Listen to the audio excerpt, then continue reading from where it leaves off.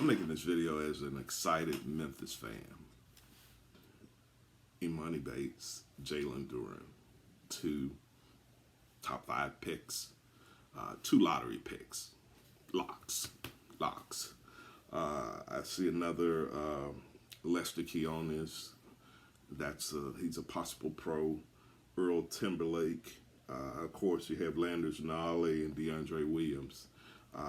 I just think this team is loaded. Malcolm Dandridge, I think we've seen glimpses of greatness with him.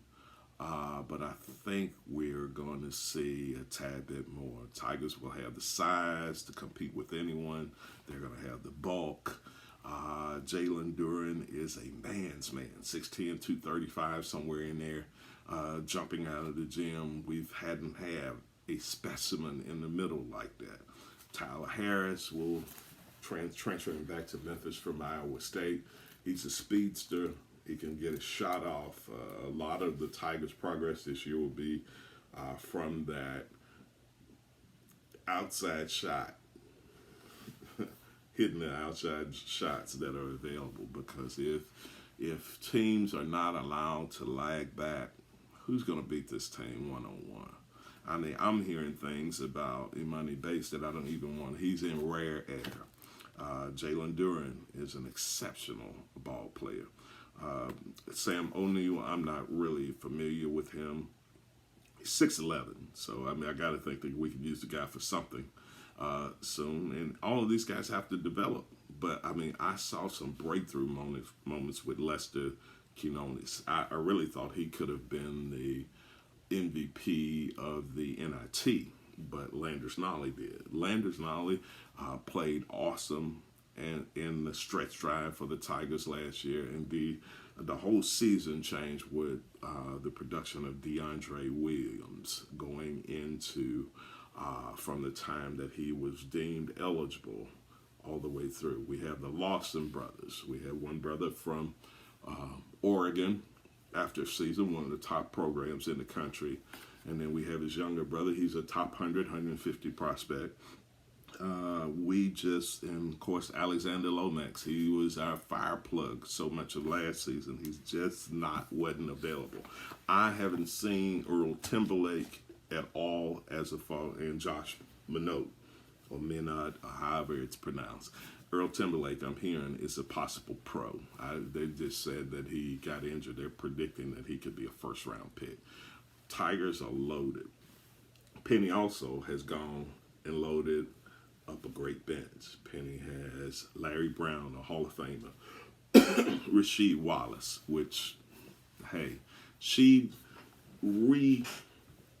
I think Rasheed Wallace, in his time in the league, he changed the paradigm for big men. He was a big man, but he could dribble. He was a big man, but he could shoot the seams off of it. So Tigers winning big this year.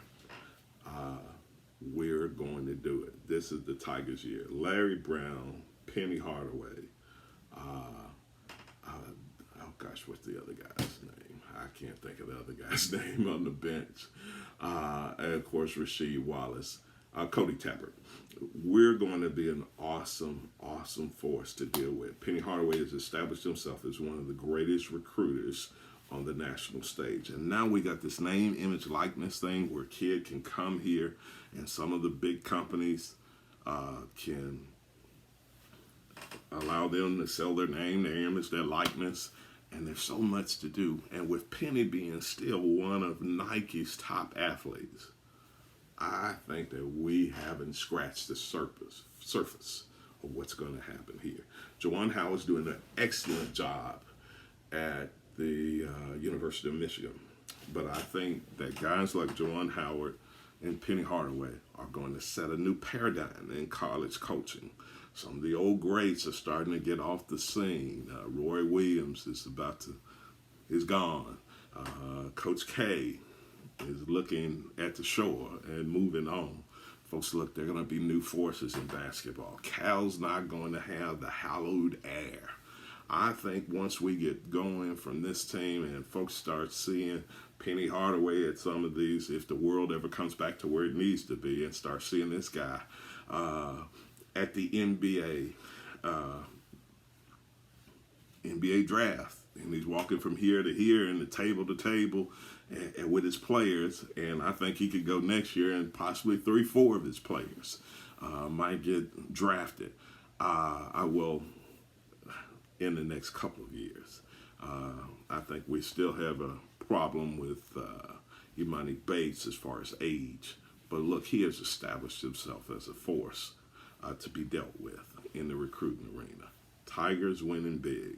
I've seen the Tiger greats, and I'm still thinking about the year where David Vaughn got hurt playing with Penny. I think that team was destined for greatness. There was a year where Marvin Alexander and Sylvester Gray, they had a bad demise. There was a year the Tigers were on probation, but they looked as good as ever. I think they could have beat any team in the country that year before being slapped with probation. And that's something also we may have to deal with. Here comes the NCAA. But I promise you, I'm a proud Tiger fan. I've been that Tiger fan that dealt with Spook Bradley. I wanted him. The Atlanta Hawks drafted him. Never really did anything with that. But we got Jeremiah Martin made it to the league. CDR. Larry Keenan going way back. Larry Finch. But I saw Carney play. Rodney Carney jumping out of the gym. I saw Elliott play. I saw Penny Hardaway. I listened to the radio with Jack Eaton talking about Hank McDowell shooting from the corner and nailing it. Sean Williams, hey, the guy had all the tools. Adonis Thomas, great guy. Derrick Rose, still a force in the league. I see Bedford. I just dream if this guy had the opportunity. This guy was a gazelle. He was the best running big man probably we've ever seen. Keith Lee. Injuries have limited so many of the Tiger players. The late Lorenzen Wright gave us his all the time. Vincent Askew was a consummate pro. I mean, he turned himself in probably a great NBA career. In hindsight, he put some real time in. Tariq Black transferred to Kansas, but hey, by the time he got back, when he went into the league, he became a force. He made a great living on a guy that we thought would never make it in the league. We thought he was going to be a football player. Antonio Burks, praying. Chris Garner, man, there's a video out where the Tigers played Georgetown and Chris Garner was playing against Allen Iverson at his height. And Chris Garner gave AI fits. Allen Iverson hardly ever met a player that was quicker than him. He met Chris. And of course, Cedric Henderson turned his exploits into a great NBA career too. But we got a whole new group of new Tigers that are headed to the league. Penny's coached James Wiseman. He has coached Precious Achua. That's 2. Jeremiah Martin is making his name in the league. I mean, he's making his way around the fringes of the league. I think he's destined. What I'm saying to you is when a college coach goes in to talk to a prospect in his family, they're not asking him, will my son be what's my son's school load going to be? They're going to ask serious questions about their son's future, and they're going to ask, can you get my son to the league, or can you get us some money in this name, image, and likeness? And when you can promise those things, you'll be surprised at who will come to Memphis instead of going to some of the big schools. Memphis is a coming NCAA power. Write it down. Gosh, I just hope Penny wants to stay for a long time. Great guy, great gentleman. A tad bit of an introvert. Doesn't like always being up front. Doesn't need to have all the attention. But an excellent ball player and turning into a great motivator and a great coach. Tigers, I'm predicting it. Final 4 down. Have an awesome day.